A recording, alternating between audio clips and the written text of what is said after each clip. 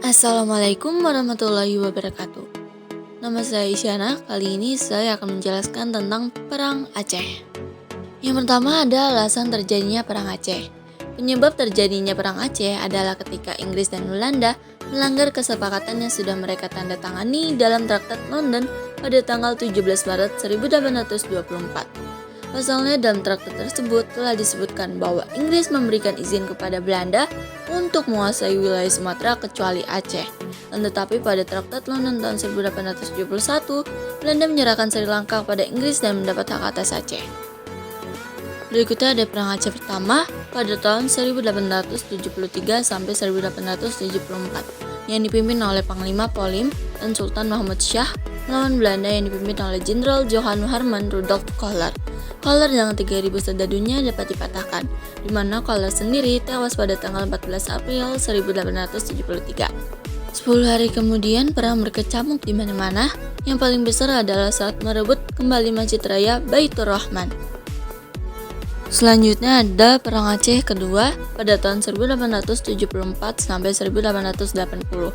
Pasukan Belanda dipimpin oleh Jenderal Jan van Swieten. Belanda berhasil menduduki Keraton Sultan pada 26 Januari 1874 dan dijadikan sebagai pusat pertahanan Belanda. Pada 31 Januari 1874, Jenderal van Swieten mengumumkan bahwa seluruh Aceh jadi bagian dari kerajaan Belanda. Perang pertama dan kedua ini adalah perang yang total dan frontal. Selanjutnya ada Perang Aceh ketiga pada tahun 1881 sampai 1896. Perang dilanjutkan secara gerilya dan dikabarkan perang fisabilillah, di mana sistem perang gerilya ini dilangsungkan sampai tahun 1903. Dalam perang gerilya ini, pasukan Aceh dibawa Teuku Umar bersama Panglima Polim dan Sultan. Pada tahun 1899, ketika terjadi serangan mendadak dari pihak Van dan Dusen, di Malaba Teuku Umar gugur. Berikutnya ada siasat Snoek Hurgronje.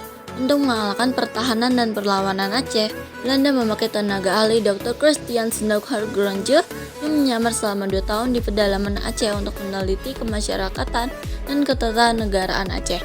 Teknik yang paling mujarab adalah dengan mengadu domba antara golongan Ule Balang atau bangsawan dan kaum ulama. Belanda menjanjikan kedudukan kepada Ule Balang yang bersedia damai dan kaum ulama terkalahkan. Dan teknik ini berhasil karena nyatanya banyak Ule Balang yang tertarik. Berikutnya ada teknik perang.